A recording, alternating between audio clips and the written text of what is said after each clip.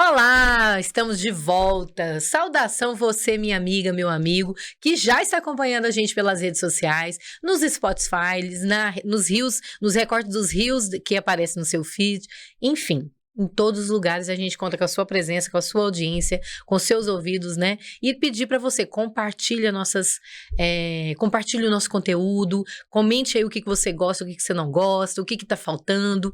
Participa com a gente, é você que faz esse podcast. E esse mês de abril, a gente comemora o mês dos povos indígenas. E é com muita felicidade que nós trazemos essas raízes originárias para fazer esse debate de hoje. Vamos falar sobre a preservação da diversidade cultural, o respeito aos direitos dos povos indígenas. Ao longo dos séculos, as terras indígenas têm sido o lar de muita riqueza incomparáveis de culturas, tradições e conhecimentos ancestrais. No entanto, esses mesmos territórios enfrentam ameaças constantes, desde a exploração descontrolada de recursos naturais até a invasão de terras por interesses comerciais. A vida não é fácil, né? E a gente precisa garantir, então, consciência do que a gente vai falar para poder contribuir com os nossos povos originários, com a nossa ancestralidade aqui no Brasil, né? Então, nesse episódio, a gente vai falar sobre a importância das terras indígenas, como guardiães da biodiversidade e como centro vitais de preservação da cultura. Preservação cultural, na verdade. Vamos destacar as riquezas da sabedoria tradicional dos povos originários e as suas contribuições únicas para a nossa compreensão no mundo e na natureza. Além disso, vamos abordar questões urgentes, como a demarcação e a proteção das terras indígenas, o respeito aos direitos territoriais e a luta contra o preconceito e a discriminação enfrentada pelos povos originários no Brasil. Você que tem alguma dúvida, e vai surgir muitas, porque o pessoal que está aqui para a gente, né, ensinar, fazer essa troca com a gente hoje, são pessoas de responsa. Então, é nesse bate-papo que a gente convida você para estar.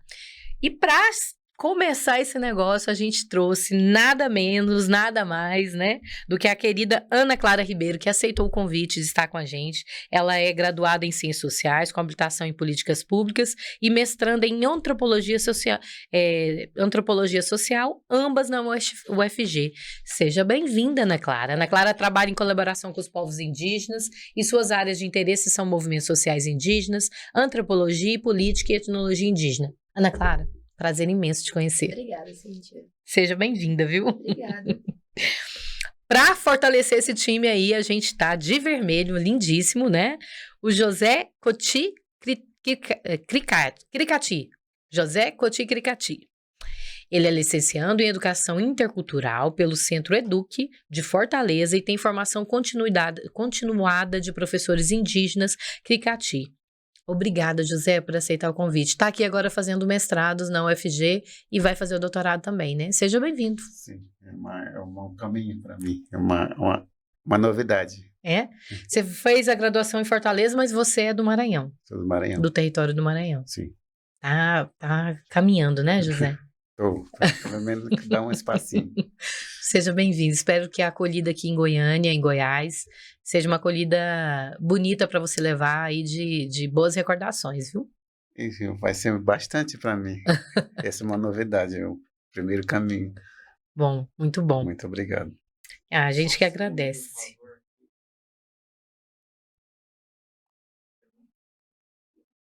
Viu? A gente tava indo direitinho, não era culpa nossa, né? Eu falei muito rápido, porque eu sou rápida pra falar, né? Pra mim foi perfeito. Gente, sabe quando eu descobri que eu falo muito rápido?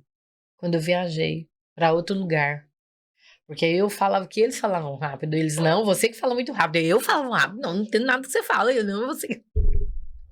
Aí eu fui prestar atenção. Realmente eu falo muito rápido. Travou bem a imagem, travou bem na parte em que ele estava agradecendo. Depois que vocês falaram que era o território do Maranhão, tudo. Se quiser voltar nessa parte ou quiser dar continuidade. Tá. Eu acho que dá continuidade. Não sei, porque como é que... Vamos apresentar ele de novo? Ele se apresentando aí. Você só fala, faz aí aqui e... Tá. Eu passo, seja bem-vindo, José, né? Podemos continuar assim, José? Podemos. A gente volta um pouquinho só não seja bem-vindo. Seja bem-vindo. Posso começar, Natana? Pode. Seja bem-vindo, José. Prazer imenso receber você aqui, viu? É uma honra imensa estar aqui com vocês e é uma primeira jornada, é um caminho novo para mim. E muito obrigado. José veio de territórios distantes, lá do Maranhão, né? José, você já conhecia Goiás? Eu já estive aqui em 2015. Ah, então não é tão distante assim a familiarização com o estado. Eu comecei desde 2011, eu entrei aqui em 2011, aí eu fui embora em 2015, aí eu passei mais ou menos 8 anos, estou voltando novamente. Que bom, que bom, que bom. Seja bem-vindo novamente ao podcast e ao estado. Muito obrigado. Mas para finalizar esse time de muita responsa, a gente também tem o José Alecrim. É indígena da família de origem Canela, designer gráfico, editorial graduado pela PUC Goiás de 2013 e pós-graduação em Ensinos de Artes Visuais pela Universidade Federal de Goiás. Alecrim é artista visual, educador do Centro de Estudo de Pesquisa, é também da Ciranda da Arte. Você vai ter que me explicar como é que funciona Deu um isso. espaço que É. é Centro de Estudo e Pesquisa Ciranda da Arte. Ah, é o mesmo lugar, É, é porque tem um porque tem um espaço espaço. aqui. Não, Uhum. então pronto. Então vamos lá de novo. O Alecrim é artista visual de arte e educador no Centro de Estudos e Pesquisa Ciranda da Arte, SEDUC Goiás, atuando na formação de professores e estudantes da Rede Estadual de Educação em projetos de implementação da Lei 11.641/8. 45. 645/8. Ações afirmativas de temática indígena e de educação antirracista. Sua produção tem foco na visibilidade, multidiversidade dos povos indígenas, migrações, retomadas e presença dos povos indígenas na cidade. Tem experiências em projetos gráficos, ilustrações editoriais e produção de livros. Esse currículo é grande, hein, Alecrim? Seja bem-vindo. Muito obrigado, né, pelo convite, pela oportunidade, né, por estar junto dos parentes também, né, José Cricati. Eu conheço o trabalho dele através da Universidade Federal, né. Ano passado participei de uma oficina dele lá no Núcleo Tacnarracan. E a Ana também, eu conheço da luta indígena, né, então uma companheira nossa de luta, né. E vocês também pela oportunidade, né, de falar sobre povos originários, sobre os desafios, né, que são muitos, né, e também um mês de luta, né, que é o mês de abril, né, o mês dos povos indígenas, né. Então, muito obrigado pela oportunidade.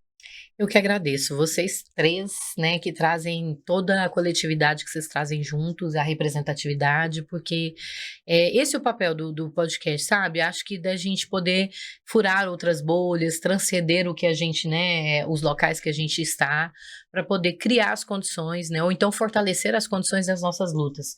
E você trouxe uma coisa bem legal, né, Alecrim, que o mês de abril. O mês de abril não é o dia de abril, né? E não é um dia de comemoração, mas um dia de luta. Então, acho que a gente podia começar a pensar sobre isso, né? A importância da gente poder deixar isso muito claro, de que a representatividade, a coletividade, ela exige sim que não seja o dia do índio, mas o mês dos povos indígenas, né? Da luta, da representatividade dos povos indígenas. Como é que vocês veem esse espaço? Como é que vocês, né, acham da importância desse mês, desse espaço aberto aí para a gente começar a discutir? Fiquem à vontade aí, eu não delego para ninguém não, fique... Pega o microfone e fale.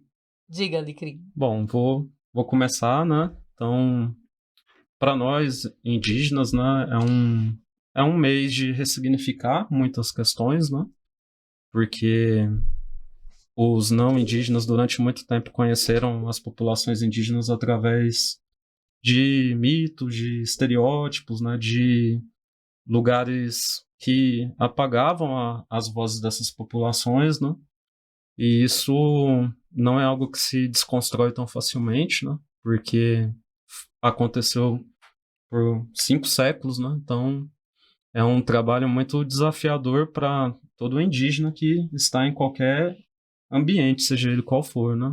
Seja na aldeia, seja na cidade, né? Também é muito importante perceber a quantidade de indígenas, né, que estão nas cidades, né? Porque as cidades também são lugares de apagamento dessas populações, né? E principalmente em regiões onde a colonização foi muito severa, né? Então as pessoas se habituaram em um pensamento que as populações indígenas estão apenas nos territórios, e não, elas estão em todos os lugares, assim, como são os direitos de qualquer brasileiro, né? Então, esse mês é um mês, principalmente para nós que trabalhamos na educação, onde temos a oportunidade de externalizar muitas coisas, né? De falar com muitas pessoas, né? E de falar também, né, a importância de falar sobre cultura indígena ao longo de todo o ano, né? Porque, assim como nos movimentos afro-indígenas, né, afrodiaspóricos, negros, né? Você é indígena durante todo o ano, né? Durante todo o tempo. Perfeito. E a educação e os ambientes, né, trataram a pessoa indígena apenas em um dia, né? E ao longo do restante de todo o ano isso ficava apagado, né? Para nós, assim, principalmente que trabalhamos na educação regular, é um mês muito desafiador também, porque ainda nas escolas, né, se trabalha a cultura indígena a partir da percepção dos não indígenas, né? Então, os espaços que acessibilizam, né, para que as pessoas indígenas falem, tenham a oportunidade de falar dos seus povos, que são muitos, são diversos, né? De falar também sobre seus desafios, né? Porque é muito complexo para diversas comunidades, né? O enfrentamento às questões territoriais, às violências, às dificuldades, né? As violências que passam também para os ambientes de ensino, que são muitas, né? As dificuldades em se adaptar também à urbanidade, né, para muitas comunidades, né? E no meu caso especificamente, trabalho muito com as crianças indígenas, né, que vêm estudar em Goiânia ou para outros municípios do estado, né? Então, sempre é um trabalho de ajudar nessas compreensões, né? E para que essas pessoas tenham seu espaço de fala, né? Seu lugar de acolhimento, né? Porque isso também não acontece facilmente, né? Então é um mês muito desafiador por isso, porque são muitas coisas para falar em um momento tão pequeno, né? Que era um dia e com a luta indígena se ressignificou para se tratar ao longo do mês, e a gente busca ressignificar para ficar o ano inteiro, né? Então são lutas, né? Então são momentos de luta. Seja através de uma lei, né, que basicamente obriga o ensino de questões étnico-raciais, né, seja por esse viés ou seja pelo viés da mobilização, porque o acampamento Terra Livre, que esse ano comemora 20 anos, ele foi sendo construído devagarzinho ao longo dos anos, né, hoje se tem um público de cerca de 20 mil pessoas, né, José? E é uma semana em que caravanas de todo o Brasil se mobilizam, as pessoas deixam seus territórios e aldeiam Brasília, né? Esse aldear a política que a gente tanto ouve, né? Aldear os espaços, né? Aldear a universidade, aldear as escolas, aldear Brasília mesmo. É um mês muito importante, de muita luta, mas o Alecrim falou de uma coisa que é muito importante, que é do acolhimento, né? É um mês em que se simbolicamente se discute muitas questões, mas é um mês também em que é preciso estar perto, né, dos seus. É preciso estar perto porque a luta é muito árdua. E no meio da luta também é importante o momento do descanso, como a pesquisadora e também a primeira doutora indígena da universidade, do programa de artes visuais, a Mirna Nakiri, ela fala do descanso, né, da importância do descanso. Então, se luta muito, mas é preciso também defender esse descanso, né, porque as pessoas estão extremamente sobrecarregadas dessa luta cotidiana na escola, sendo um professor indígena. É um dos poucos professores indígenas na educação básica, não, Alecrim? Sim, acho que em Goiânia somos poucos mesmo, né? Principalmente na rede regular de ensino, né? E aqui em Goiânia, só para falar como são esses ambientes, né? Nós trabalhamos na arte e educação, eu, a Mirna, né? Cambeba Anaquiri, né? Temos os professores intérpretes, a Uel Aptab Chavante, né? Que vem acompanhar os estudantes na sala de aula, né? Que vem de Aragarças, vem de outros territórios do Mato Grosso, vem estudar aqui, né? Temos os estudantes indígenas também do núcleo, né? Intercultural Tacnarracan, que vêm, fazem aqui as etapas, né? Depois retornam para as aldeias, né? Então são os estudantes de licenciatura intercultural, são os estudantes de pós-graduação, mestrado e doutorado, né? E são poucos professores, né? Principalmente, né? Acho que é importante falar isso também nos ambientes de ensino superior, né? Então são pouquíssimos, né? Então a gente tem agora na UFG um professor indígena, O né? professor Estava Gilson lá. Tapirapé. Que é o Gilson Tapirapé. No dia da colação dele ali, foi Sim. uma cerimônia lindíssima, que ele trouxe a família. Foi lindíssimo. Quem teve a oportunidade de assistir, eu duvido que esquecerá. Sim, a gente tem, muito brevemente, acho que a Eunice Tapuia, né? Uhum. O povo Tapuia do Carretão de Goiás, né? Que acho que logo ela assume também, né? Como professora do Núcleo Intercultural. Mas esses espaços, né? Precisam ser abertos, porque ainda são difíceis de acessar, né? Os concursos para professores indígenas são pouquíssimos também, né? E quando se entra, né, nesses ambientes, né, a gente entra na intenção que os outros parentes entrem também, né? Então, acho que a luta enquanto professor indígena é essa, né? Porque isso é uma crítica que eu vejo em muitos lugares, né? Que se comemora muito o único professor naquele lugar, ou o primeiro professor, mas se deixa de falar que quando você é único num lugar, você está sozinho no lugar, né? Então tem todos os desafios que vêm sobre isso, né? Então, para comunidades que vivem da luta coletiva, né? Ainda são lugares muito individualizados, né? Da luta e da resistência coletiva, né? Uhum. Porque não é um indivíduo, é um povo, é uma coletividade, uma comunidade, é uma aldeia, e são muitas pessoas, né? As São. aldeias, elas são numerosas. E aí, quando a gente fala de um primeiro professor numa instituição que tem mais de 60 anos, ou seja, o curso de Ciências Sociais comemora 60 ou 65 anos esse ano. E a universidade, ela é mais antiga, né? A gente pensa, nossa, precisou passar, por exemplo, 70 200 anos, anos, né? para um professor. E a gente está falando da É. realidade de Goiânia, né? Do estado de Goiás. Uhum. Pensar as outras universidades que são muito mais antigas. Eu acho que a Faculdade de Direito tem mais de 100 anos, viu? Eu acho que ela fez 100 anos ano passado. Porque foi, Acho que foi isso. foi a primeira universidade, né? Se instituir universidade em Goiânia.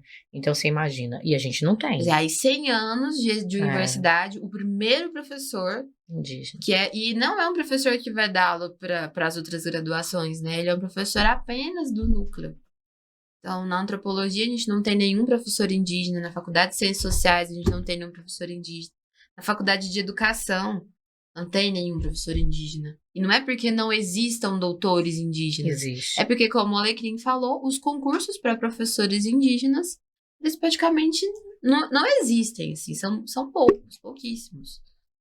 José, você que está, né, tá aqui na universidade para isso, né, para poder acumular outras experiências, qual é a sua proposta? Como é que você vem para cá e como é que você pretende? Porque você já é professor, né, José? Sou professor, eu sou professor há 20 anos já, mais ou menos 23, 24 anos já.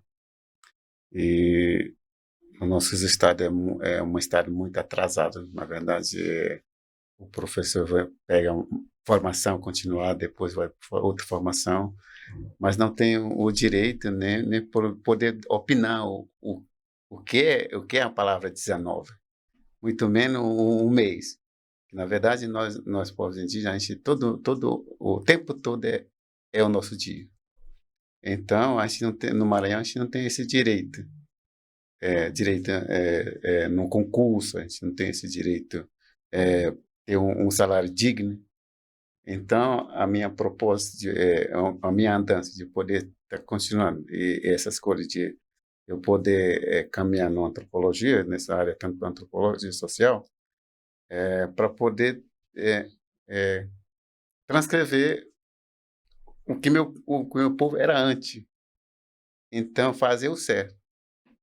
Muitos antropólogos entrou no meu povo e transcreveram mais alguma coisa, não está batendo. Então foi o momento de eu poder, eu como professor, né? Eu fiquei tempos e tempos escrevendo, lendo, e eu cheguei a uma compreensão que não é assim que funciona. Eu tenho que buscar. Então, as músicas, a diversidade, a nosso mapeamento de territórios, como naquele tempo a gente somos nômade. Então, o Brasil, o país brasileiro é tudo nosso. Então, por essa razão, eu pelo menos vim para a antropóloga para poder marchar o meu povo para um rumo mais assim, muito levado. Então, eu já tive aqui em 2011, eu vim e voltar para a etapa, o professor Vamos, mas o título que eu peguei não tem validade para os nossos estados. Então, com essa razão, eu vim para poder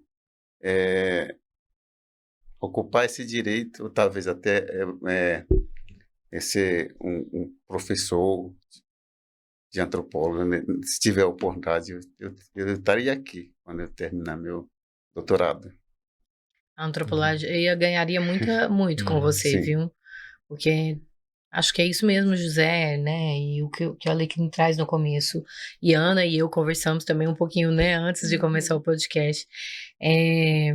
Por que essa história ela está sendo contada, né? E de que forma ela está sendo contada por pessoas não indígenas. Sim. Então, quando você traz essa perspectiva, você está mudando esse comportamento, essa possibilidade, né? De poder falar, opa, peraí, não é só 100 anos que a gente está aqui, não.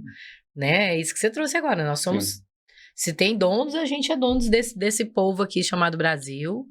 E como é que a gente pode contar essa história do nosso olhar. Sim. Então, eu acho que é uma responsabilidade muito, muito grande e um desafio muito animador, José, Sim. porque necessário, né? Porque você está aqui. Na verdade, foi difícil eu chegar aqui. Quando eu me inscrevi, depois que eu fiz prova e tudo, aí não apareceu o meu nome, eu fiquei muito triste. Porque a zoeira dos meus colegas começaram a encaixar na minha consciência, fiquei muito triste. Aí eu fiquei até para desistir. Falei, não, vou desistir. Mas como eu recebi uma frase lá no ensino médio, no ensino médio de ginásio ainda, eu fazia 18 quilômetros de bicicleta até o município para poder estudar e 18 para voltar. Eu chegava a 12h30 em casa. Com Todo fome, dia, com cansado. fome, chuva. Aí eu cheguei, o professor chegou na sala e falou assim, tem 3 conteúdos. 3 palavras. Essas 3 palavras, ela significa tudo. Para quem quer na vida. O fraco, o covarde e o forte. Então, aquela frase, ela penetrou, e hoje eu digo assim, o valor de um indígena que tem interesse em conhecer a língua estrangeira, com a língua portuguesa, como um todo, e dar valor ao que é seu. Então, hoje eu vejo muitos os indígenas com a interpretação, tanto com música, mas na tua língua própria. E em 2021, eu fiz um teste com meu primo, né, aí eu falei, olha, eu vou transcrever essa música e você pode colocar o ritmo. Aí eu coloquei o ritmo do Maranhão, né? Eu coloquei o ritmo do Maranhão para poder ser usado nesse dia que vai acontecer agora, que nesse dia 19 de abril. O meu povo está se mobilizando. Aí me chamaram, eu falei, não vou não. Na verdade, eu não tenho nem tempo para poder dar uma passeinha, mas eu vou chegar, e claro que eu vou voltar. Então, Mas se você for agora dia 19, você não volta para não, volta? Não volta mais, não, eu não volto mais. Não. Tem essa coisa mesmo, Alecrim, assim, de querer ir e não voltar? Tem, eu acho que Você é de Goiás mesmo? Desculpa, eu te... a minha família é do Maranhão também, né? Olha. De Barra do Corda. Vieram para cá há muito tempo, né? Então eu cresci aqui. Minha família é sobrevivente, né? Então é importante falar isso também, principalmente do Maranhão, dessas regiões onde o conflito de terra é muito intenso, né? severo, né? E minha família saiu da Escalvado, né, da aldeia do Ponta, e foi vivendo em outras aldeias até chegar em Goiás, né? Então, meus avós foram para o estado do Pará, ficaram uns anos lá. Depois, quando ficou muito difícil viver lá, também foram para a região de Xambioá, né? Aí, logo que eles chegam, abrem um garimpo nessa região, né? Aí, os meus avós descem mais uma vez, né? E entram em Goiás pela região de Aruanã, né? E meus avós, eles sempre viviam em lugares distantes assim, das cidades, né? Viviam conduzindo a sua vida ali da forma que dava, né? E meu avô, ali nos anos 80, né, na década de 80, ele conhece algumas pessoas lá em Aruanã que viviam aqui em Goiânia, né? E aí, através dessas pessoas que a minha mãe e minha tia, né, meu grupo assim, de família é pequeno, até quando eu era criança eram só 5 pessoas, né? E através disso a minha mãe consegue vir para Goiânia para estudar, né? Aí a minha mãe, quando ela aprende a ler e escrever, aí ela consegue encontrar a minha bisavó, que tinha desaparecido, né? Então minha bisavó ficou desaparecida há mais ou menos uns 25 anos, né? Até que a minha mãe conseguiu encontrá-la, né? E aí eles vieram viver aqui, né? E aí eu convivi com a minha bisavó até quando ela partiu, né? Que ela tinha já 98 anos. E dessas pessoas que desapareceram nesse dia, eu tive notícia de uma, né? Através de uma outra parente indígena também, que é a Creuza Craô, né? Que quando eu a conheci, ela conheceu a minha história também, ela me disse que conhecia um indígena que tinha saído nesse mesmo dia, que a minha família saiu da aldeia, né? E cresci muito próximo aos parentes indígenas daqui, né? Que são originários daqui de Goiás, né? Ovinã, porque minha família viveu muito tempo em Aruanã, então as aldeias deles são ali também, né? Depois, mais velho, eu conheci o povo Tapuia, né? Então, tenho um carinho muito grande por eles também, assim, pelo acolhimento e pela história deles, que é uma história difícil também, né? Uhum. São sobreviventes, né? São pessoas que lutaram muito pela sua cultura, né? Para sobreviver, né? E busco, né, dentro do movimento indígena as oportunidades de retornar, né? Porque a minha família foi para muito longe de onde é a aldeia, né? E minha proximidade e meu crescimento foi dentro de outros povos, né? Uhum. Então, por exemplo, a língua é algo que a minha avó, principalmente a minha bisavó, achavam que era muito perigoso, porque principalmente antigamente, ali na década de 70, 80, né? Quando uma mulher indígena ela era reconhecida em alguns lugares do Brasil, assim, do Brasil profundo, né? A chance dela ser tomada e levada para algum lugar era muito grande, né? Então, minha bisavó, por exemplo, quando ela foi encontrada, ela servia uma família. Então, quando ela ficou com dificuldades, já não enxergava mais, já era bem idosa, aí essa família a abandonou. Então, quando ela veio morar com a gente, ela já estava com uma saúde muito dificultosa, né? Então, quando eu estava crescendo, assim, na periferia daqui de Goiânia, né, ali na região do Garavela e tal, foi onde eu cresci. E Aruanã, porque uma parte da família tinha ficado lá. Minha bisavó mesmo, ela tinha muitos cuidados quando chegava uma pessoa desconhecida em casa, sabe? Ela tinha muito medo, assim, das pessoas que apareciam também, né? Então, a vida, né, para muitos indígenas é uma vida diaspórica também, né? Uhum. Então, tem aqueles indígenas que conseguiam ali sobreviver nos seus territórios, né?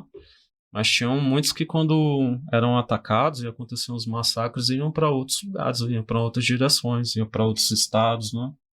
Então, é muito comum você ir para regiões todo o Brasil, e você conhece pessoas que são indígenas, às vezes, do outro lado do país, né?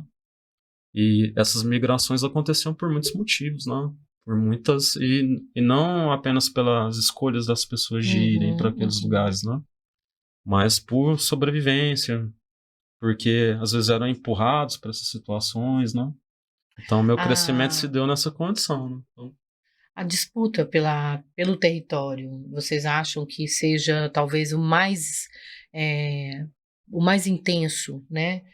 Tanto da mobilização, como também da mobilização para poder, da migração, mas também do aprendizado, de outras línguas, da curiosidade, da importância de ocupar espaços de poder, né, de não indígenas. Você acha que, assim, se a gente pudesse falar que a estrutura hoje mais violenta que afeta os povos indígenas seria o do território? As coisas elas são interligadas, porque a gente não tem como falar, por exemplo, de acesso à educação indígena, de ter escola no território se você não tiver território. Uhum. Você não tem como falar de educação, de saúde no território se o território não existir. O território ele é muito mais do que um lugar, por isso esse desejo de voltar também, né? Isso era uma coisa que quando o Alecrim estava falando, eu me lembrei que não é só uma porção de terra, é um pertencimento. Você pertence àquele lugar, a sua ancestralidade está ali. Ali também, pelas narrativas, né, que enquanto antropóloga, uma pessoa que está dentro do movimento indígena, enquanto uma apoiadora, ouço, é isso, né? Então, não tem a luta pelo território, e aí o conflito no território, né, seja pelo... Quando a gente remonta a história, o SPI, o Serviço de Proteção do Índio, que não era serviço de proteção, na verdade era um serviço de extermínio mesmo, de perseguição, de violência. Os avacanoeiros que tem na Ilha do Bananal, e uma parte também vive aqui em Goiás, eles têm a história muito marcada por essa violência, né, do SPI. Então, a questão do território, ela mobiliza todas as outras questões. Eu acho que isso. Por que o marco temporal? Porque quando a gente fala de marco temporal, ele é violento? Porque ele viola todos os outros direitos. Ele viola o direito a você usar a sua língua sem o indígena usar a sua língua livremente, não com medo, como a Alecrim conta pra gente.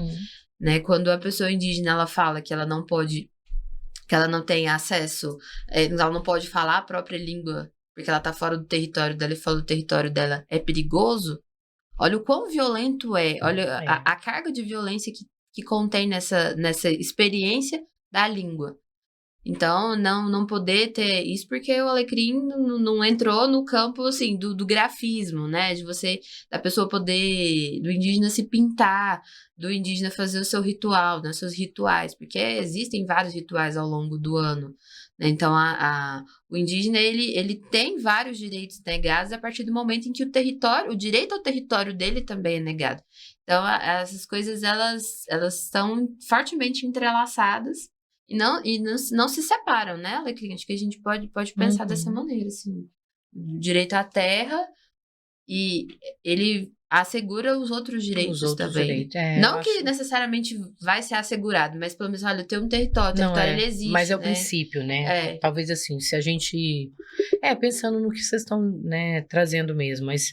E eu acho que qual que é a importância, assim, por isso que o tanto...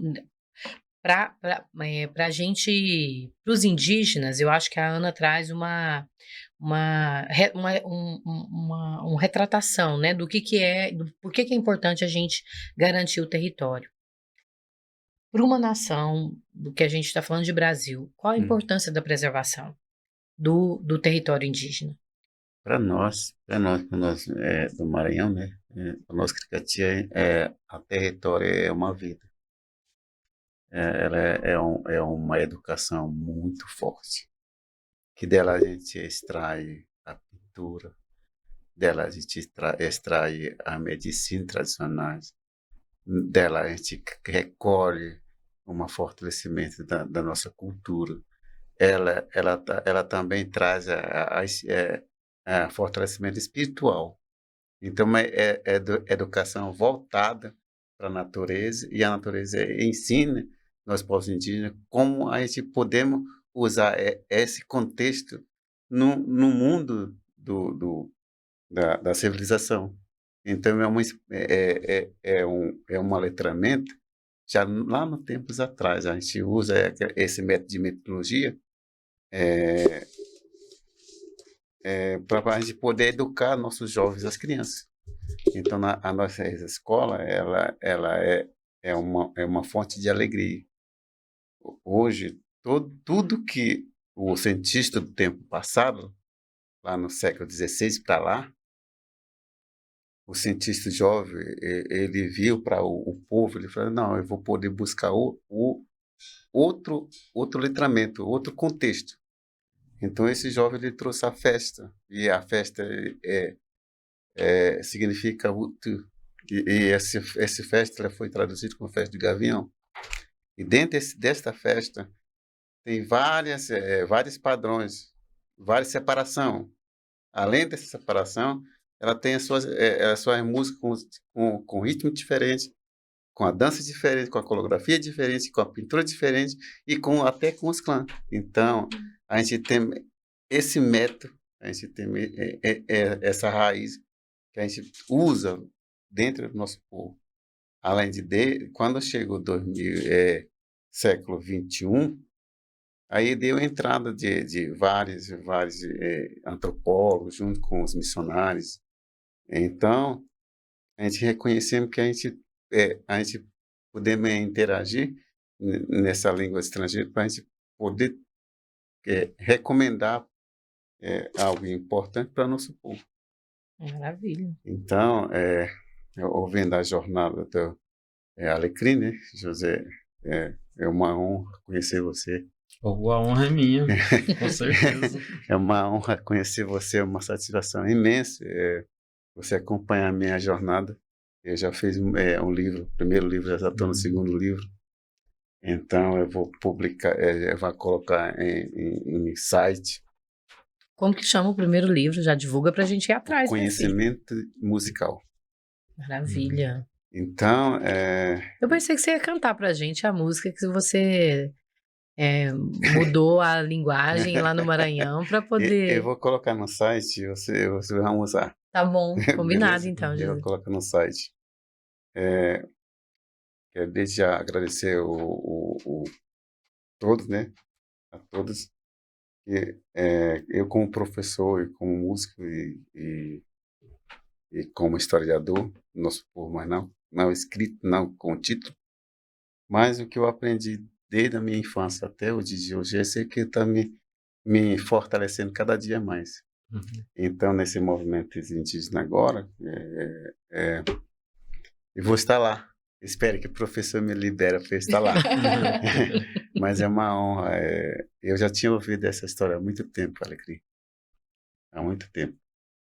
Quando eu tinha mais ou menos 5 anos de idade. Uhum. 5 anos de idade eu estava sentado com meu avô. Meu avô contava a história sobre a doença crônica. Sarampo, catapores, outras doenças crônicas. Naquele tempo não tinha remédio que podia combater. Então a gente fizemos essa rotina, começando lá de São Luís do Maranhão. A gente teve que atravessar o rio. Quando chegou até Cidade de Imperatriz, naquela região onde a região não tinha nem rio, água, nada, só chegou mais ou menos 60 pessoas. Por conta das doenças. Por conta da doença. Também tinha preconceito, alguma distinção de nome indígena. Então, chegou 60 pessoas. Uhum. Hoje, através do pouco que a gente ocupamos, quer dizer, do pouco que a gente ganhamos, não é muito, né? Mas hoje a gente alcança 3.875 povos. Nossa, que Então, bom. a gente está situado em 14 aldeias. E a nossa população ela é muito unida. A gente está em número de 26 professores. Na verdade, agora é 25 que eu estou aqui. Eu estou aqui somando tudo que era para a gente já ter antes, né? Então, Alecrim, o nosso espaço é seu espaço. Obrigado. Obrigado. Quanto você ama e você sente no nosso espaço, nosso povo, está disposto, aberta, pode ir quando quiser, só chegar lá, só de se identificar que você entrar no nosso povo, e será bem recebido. Obrigada, José. Obrigado. Nossa, muito Obrigado. linda, né? A troca que o José propõe é muito linda, não é? Assim, eu fico aqui com os meus botões, José, pensando, Alecrim e Ana, o quanto a gente é violento, né? Nessa necessidade de ressignificar, tá dizendo que a gente negou e que a gente criou outras condições. O preconceito é isso, né? Essa forma violenta de contaminação.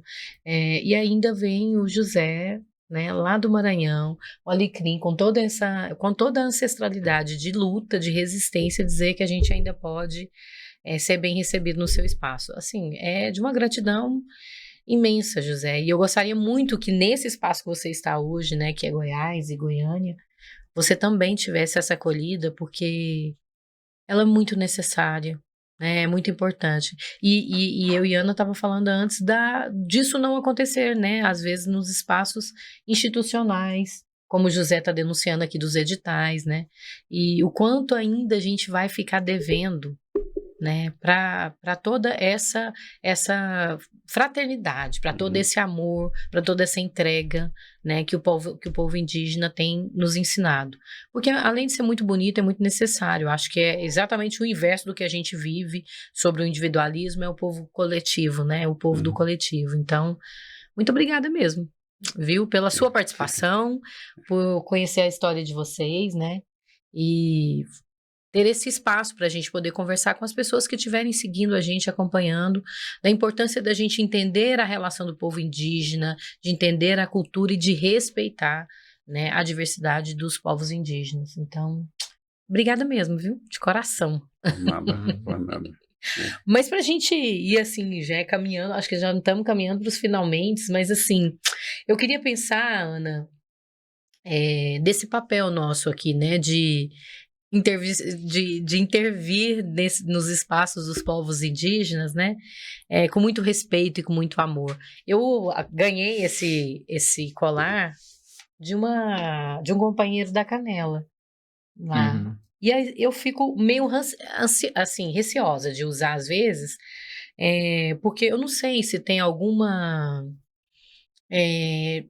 Como é que eu vou dizer assim, quando a gente faz esse uso, né? Eu estou usando a cultura de um povo. Eu posso fazer isso e não ser uma comercial, e não ser uma propaganda?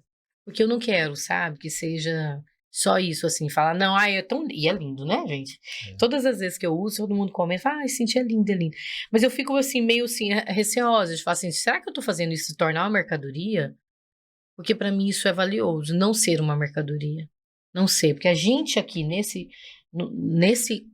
nessa conjuntura social e econômica que a gente vive, nossa força de trabalho é mercadoria, os nossos sonhos é mercadoria, a escrita é mercadoria. O colar que eu ganhei, se eu usar, né, como é que eu faço para não ser uma mercadoria? Como é que eu penso? Como é que eu consigo... É difícil, né? Me ajuda.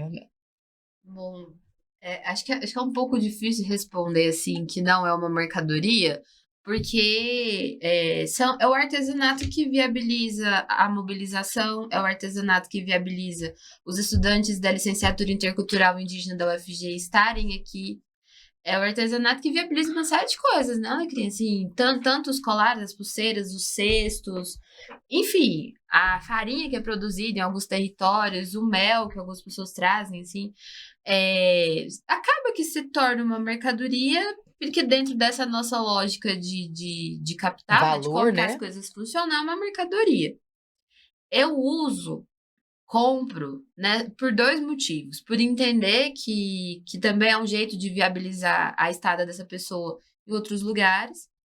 E também porque, para mim, é especial carregar, porque eu sei de quem é cada coisa que eu tenho. Cada colar que eu tenho, cada brinco, cada pulseira que eu tenho, ela foi adquirida num contexto com uma pessoa que eu tento conversar com essa pessoa, nem sempre a pessoa fala português. Assim como em cada lugar que eu vou, eu sempre faço questão de fazer uma pintura. E a última pintura que eu fiz. E a pintura, ela também é nessa relação de troca monetária, né? A gente senta, combina um grafismo. Às vezes a pessoa não te pinta porque não quer, porque é alguma questão. Mas a gente paga pra pintar. E esse dinheiro que você paga é o dinheiro que essa mulher vai comprar comida, né, naqueles dias que ela tá ali no acampamento Terra Livre, ou em Brasília, por qualquer outro motivo que seja. Então, assim, é importante o fortalecimento da luta, né? Para mim, particularmente, é especial estar com as minhas pulseiras, com os meus colares, saber de quem eu comprei, conversar com a pessoa que eu comprei. É especial quando eu volto de uma mobilização com grafismo, quando eu consigo conversar com essa pessoa, entender o que é esse grafismo, quando a gente consegue se aproximar através dessa conversa que acontece de uma maneira tão horizontal, porque são duas mulheres sentadas no chão, uma olhando para a outra em eventuais momentos assim. Eu carrego uma coisa delas comigo, né? Eu carrego aquela pintura que às vezes tem um significado ou não, como já aconteceu. E foi muito divertido. Eu falei assim, o que significa, né? O que é esse grafismo? Aí ela falou pro marido, o marido traduziu para mim e falou, não significa nada. Ela criou agora, é bonito, e para mim foi super divertida essa experiência também, assim. Divertida no sentido de que nem tudo tem um significado, né? Nem tudo necessariamente, nossa, esse grafismo é de alguma coisa. O grafismo do seu colar, ele parece ser muito do Quarup, que é um ritual de encerramento de luto para os povos no Xingu. É um ritual, e ele não é para qualquer pessoa, ele para as lideranças, né, para caciques. Então, o ritual do Quarup, ele é um ritual muito importante, onde vários povos vão, né? Porque tem alto, médio, baixo Xingu, então as pessoas vão, são convidadas, com honrarias e tudo mais. Parece bastante o grafismo, mas pode ser de outra coisa porque pertence a outro povo. Eu não sei falar. E essa discussão, ela também é uma discussão dentro do movimento indígena. Para algumas pessoas tem um grande significado, não pode ser usado de determinada maneira, e para outras pessoas beleza. É isso que eu E a fico... beleza, ela também é importante, né? Estar bonito, estar adornado, estar colorido, né? Isso é muito importante. Isso é um ato político também. Né? Os povos originários, os ciganos, os povos indígenas gostam, né? De ficar bonito, de sentir, assim, todo, né? De usar muitas cores. Tem uma diversidade muito, né, muito grande com as cores, porque tem simbologias, né? E aí, por isso a minha preocupação. Né? O José tá muito mais, o José Alecrim tá muito mais habilitado para falar disso, assim. Eu falei de um sentimento que eu tenho, assim, em relação mais pessoal ao mesmo, artesanato. Né? Sobre os objetos, acho que tem as produções indígenas, né? Acho que tem algumas coisas a falar, né? Então, primeiro, como essa relação se deu com não indígenas, né? Então, você precisa falar também desses objetos, né? Antes, esses expedicionários no século XVII, né, que vieram muito, século XVIII, até ali no século XX, né? Eles entravam nas aldeias e simplesmente capturavam os objetos e levavam, né? E então, quando a gente visita museus, para nós somos indígenas é um lugar estranho, porque você vê os objetos, né? E geralmente esses objetos eles estão com nomes de não indígenas, que é o que sabe-se lá como ele levou essas peças para esses lugares, né? O Mato Tupinambá é um exemplo disso, né? E assim como outras peças, a Zetiô, Itiucô, Povinancarajá, né? Que são feitas por mãos, né, de mulheres, elas fazem, né? Vários outros objetos, né? Cestarias, né? E para o não indígena esse lugar de autoria é muito valorizado. Então, quando você vai em um museu, os nomes de todos estão lá, as peças estão todas identificadas, né? Quando você vê uma peça indígena dentro de um museu, primeiro a coisa que é roubada é o nome da pessoa que fez, né? Então isso não está lá. A outra coisa são os significados, né? Então quando a gente visita os museus, tem diversos objetos indígenas, né? Mas que foram levados desses lugares e as histórias deles, né, são descontinuadas. Então, um objeto dentro da aldeia, né, ele não é especificamente decorativo, Uhum. ele não é especificamente algo para se observar e contemplar, né? Isso vem muito da cultura do não indígena, né? Mas eles são objetos para passar um conhecimento para uma outra geração. Eles são pinturas para, em muitos povos, para as crianças aprenderem os cantos também, né? Então, o povo Canela, por exemplo, quando se pinta, né, se canta também. Então, a pintura ela é acompanhada disso, né? Os ritos, né, que marcam o ano, né? Então, as divisões dos clãs, né? O povo Chavante, por exemplo, as crianças indígenas, né, eles têm, se eu não me engano, 5 clãs. E eles têm as pinturas específicas de cada clã, né, eles têm os objetos específicos de cada clã. E quando se coloca as crianças na escola, e elas vêm para a escola do não indígena, a escola não reconhece os clãs. Então a criança ela passa a viver um não lugar. Isso levava muitas delas a desistir da escola, né, por esse não entendimento, né? Então, o que se faz, né, dentro das aldeias com os objetos, né, eles são pedagógicos também, né? Então, o maracá, por exemplo, o maracá não é toda pessoa dentro da aldeia que toca ele, né? Então tem um conhecimento que é passado de uma pessoa mais velha para aquele cantador, que ele vai levar aquele canto, né? Assim como aquele que pinta também, né? Uhum. E todos esses outros conhecimentos que vêm dentro desses objetos, né? Então, geralmente quando eu vou nesses lugares de arte, por exemplo, né? E as pessoas mostram esses objetos indígenas, eu sempre discuto uma questão, que é o artesanato, né? Que isso precisa ser discutido também em relação às peças indígenas, né? E o lugar do artista indígena também. Porque veja o colar que você usa, né? O tanto de saber que vem nesse Uhum. objeto, né? A complexidade de fazer, né? Em muitos lugares que você levar e você perguntar como se faz, acho que as pessoas nem vão saber como começa a fazer o objeto, né? Por quê? Porque ele vem repleto de conhecimentos e de coisas específicas, né? Então, quando se leva para esses lugares, né? E tira dele o significado, né? É como se você matasse o objeto. É. Então, o manto tupinambá, por exemplo, né? Ele vai ser devolvido, né? Um deles foi Um deles devolvido, foi né? devolvido, né? Mas discussões que vêm a partir disso, por exemplo, é que ele é devolvido ao Estado. Uhum. Então, qual significado tem ele ir para o governo? Ele não é devolvido ao povo Ele tupinambá, deveria né? estar lá no seu processo de aprendizado e nos seus rituais daquele povo que o construiu e que precisa dele para as próximas gerações, né? Então, algo que se fala muito hoje, né, principalmente nos territórios aqui em Goiás, se discute muito isso lá no Povinã-Carajá, né, as lideranças falam muito disso, que das interferências também que tem do mundo não indígena nesses objetos. Né? Perfeito. Mas por quê? Pela necessidade que as famílias têm também que esses objetos sejam comprados, né? Porque eles vão subsidiar muitas coisas, né? Eles vão ajudar em muitos ciclos daquelas famílias, né? Então, quando se tem um objeto indígena, e eu falo isso para muitas pessoas que compram e vão adquirir, assim, igual a Ana falou, né? Eles também são objetos pedagógicos, né? Então, quando você aprende o significado que ele tem e você vai levar ele para um outro lugar e aquela pessoa te pergunta o que é uma oportunidade que você tem de falar quem fez, Sim. de onde ele veio, né?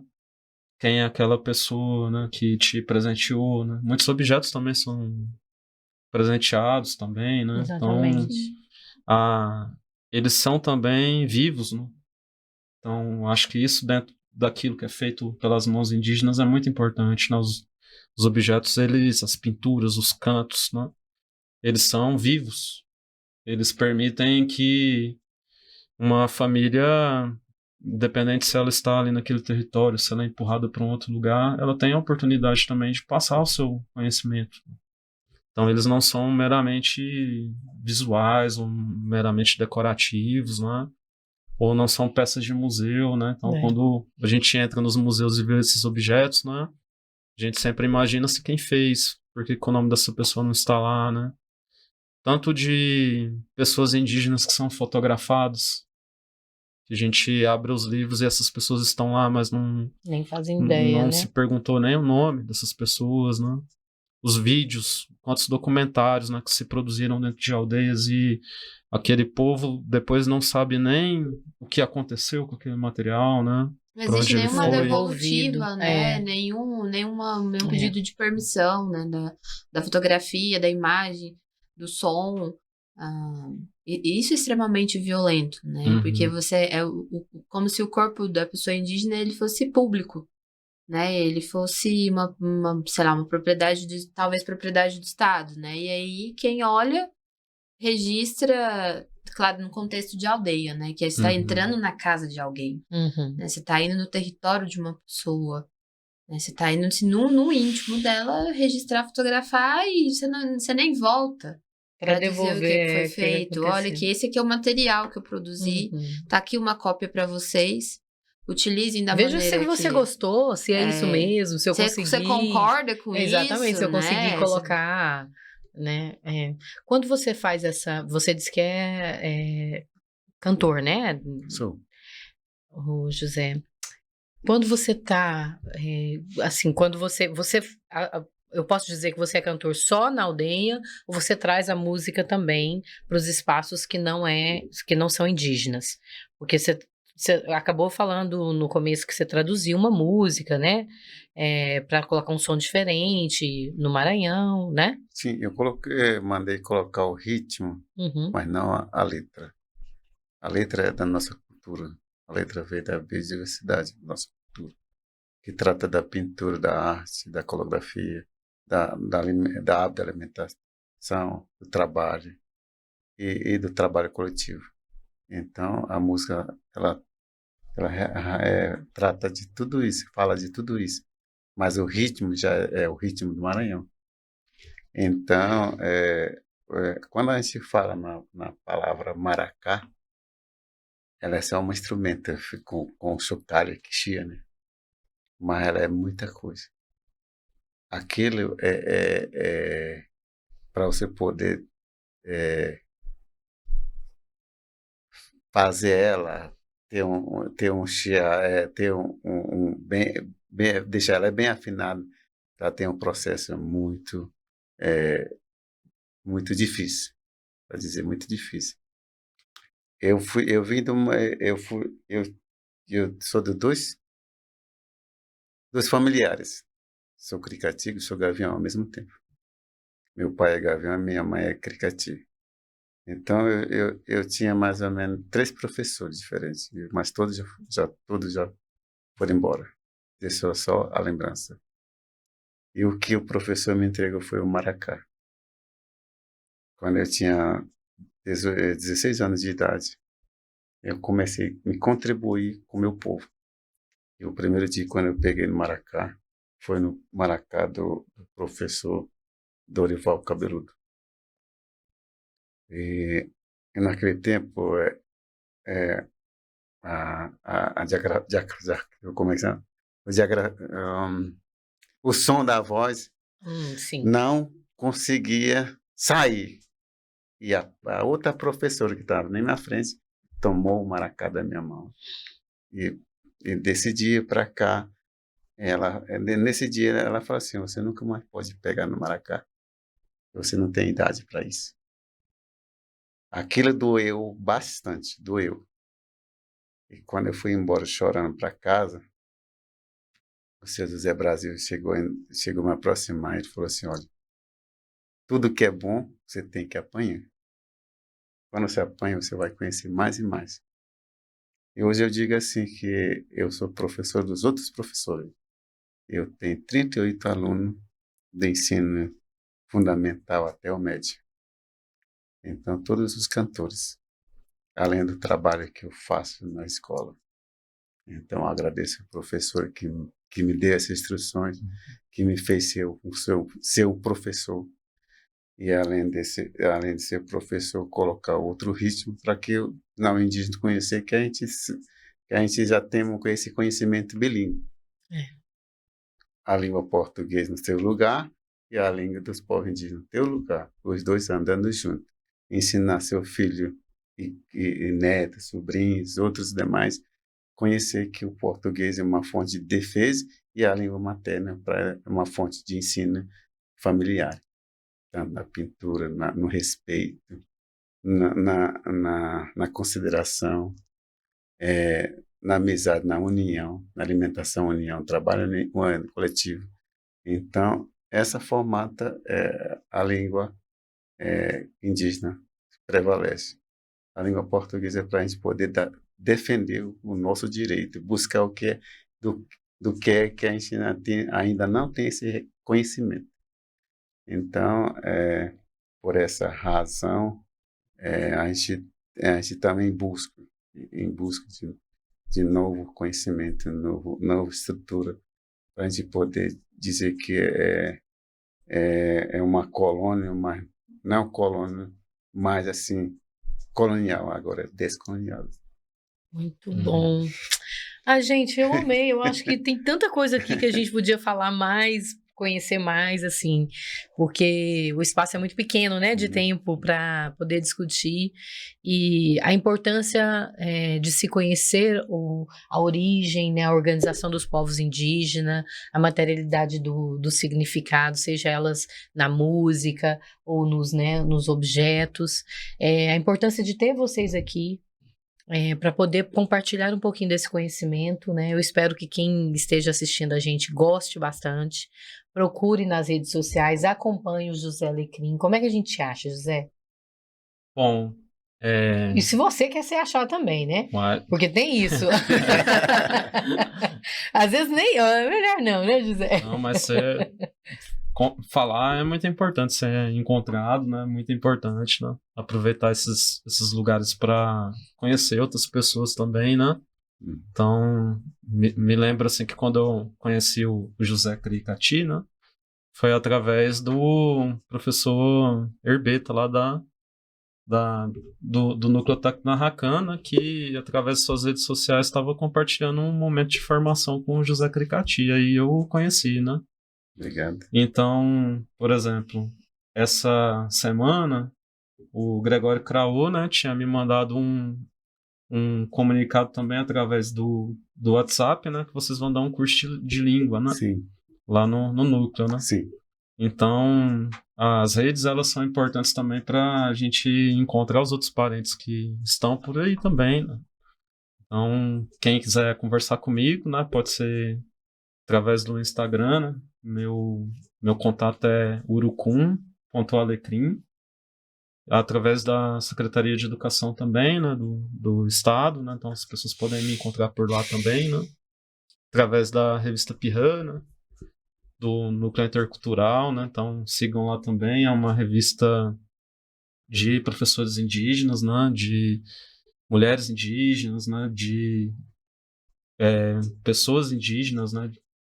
Tanto as que escrevem, as que trazem suas histórias através da fala, as que editam, as que trazem ali as suas histórias das suas comunidades, as suas lutas também, né? E é acessível.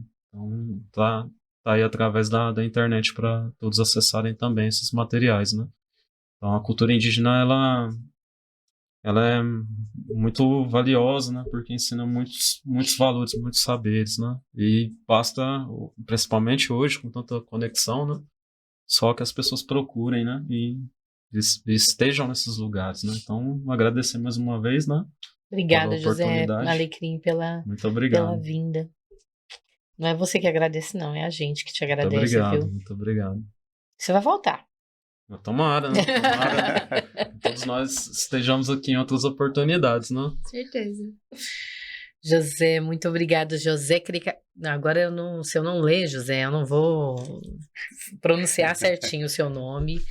E assim, né, que você que sai lá do Maranhão, de Fortaleza, né, e traz toda essa essa condição de amor e de dar, de doação pra gente, que você também colha bastante frutos aqui em Goiás e leve de volta pra casa daqui a alguns anos, porque você vai terminar o doutorado, né?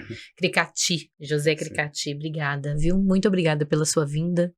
Eu espero que antes de você retornar, você volte aqui junto com a Alecrim e a Ana pra gente continuar esse bate-papo e você contar mais coisas pra gente. Eu amei. E onde é que a gente te acha ou a gente também não te acha? Como é que é? Eu é bem facinho. É só digitar José Cricati que eu apareço com a esposa ao lado e com penas É. coberto na... Ela tá aqui em Goiânia contigo? Não, tava... Ah, por isso que você tá morrendo de saudade, José É, não. Cricati. Não, a saudade sempre acompanhou. É. Então eu digo assim, é uma honra estar aqui, compartilhando um pouco que eu tenho, né? Mas é isso, é uma honra muito imensa. Eu creio que os outros povos têm que reconhecer que a cultura é bastante esse colar. É um colar que um menino ou qualquer indígena te presenteia com muita alegria. Ela significa muita coisa. Ela se torna você uma pessoa muito importante para o povo indígena. A pessoa que te presenteou, ela fica na história, a lembrança. Até na última pessoa da família. Então, eu digo assim que de tudo que eu tenho discernido no nosso povo, é assim que a gente trata a pessoa. A gente dá um presente. Ela fica para os filhos até o último dia. Então, agradeço, é uma satisfação imensa, uma honra estar aqui. Muito obrigado. Obrigada de coração, viu? Nossa Senhora, gente, que pessoa serena, né? Meu Deus. Ana, você escolheu um campo muito lindo para caminhar, viu? Eu espero que você esteja muito feliz e, assim, é de uma luz e de uma iluminidade muito grande de vocês três estarem aqui comigo hoje. Muito obrigada, Ana. Eu que agradeço, é muito bom estar numa conversa com o Alecrim, conhecer o José, poder falar um pouco, mesmo que pouquinho, né? Tão rápido, Tão né? rápido. E que esse momento ele se prolongue para além do abril, né? Em outros momentos, outras pessoas também, né? Outras mulheres possam estar aqui, né? A gente tem a Mirna Nakiri, que é uma artista fantástica e é doutora em artes visuais. A gente tem a Evelyn Tupinambá, que é mestranda em geografia também, que faz um trabalho incrível com a performance. Tem a Eunice Tapuia, né? Então, aldear esse podcast com outras Ótimo. mulheres, né? Com outras mulheres Isso é uma indígenas. ordem, a gente vai ser obediente, viu? Como é que te acha, Ana? Ah, não me acho. Tá vendo? Alguém tinha que ser não achado aqui. Alguém.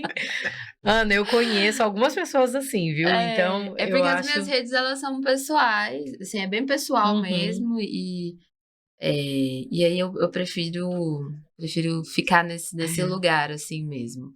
Mas a gente se acha. A gente se nos encontra, lugares, né? Pronto, maravilha. Muito obrigada, Ana. Você vai ter que ser achada aqui novamente, então, para contar A mais Luma me histórias. acha. A Luma é terrível. A Luma, gente, você sem conhecer ela também, viu? Muito obrigada, Luma, por essa oportunidade de conhecer vocês, né? José, Cricati. Eu tenho que aprender, gente. Desculpa, José. José Alecrim, José Cricati e Ana Clara. Muito obrigada. Obrigada a você que estava aqui com a gente até agora. Compartilha, foi super lindo, não foi? Eu amei. Obrigada, Luna, Natanael, e obrigada a todos que estiveram com a gente. Beijo, até o próximo programa. Compartilha, não esquece.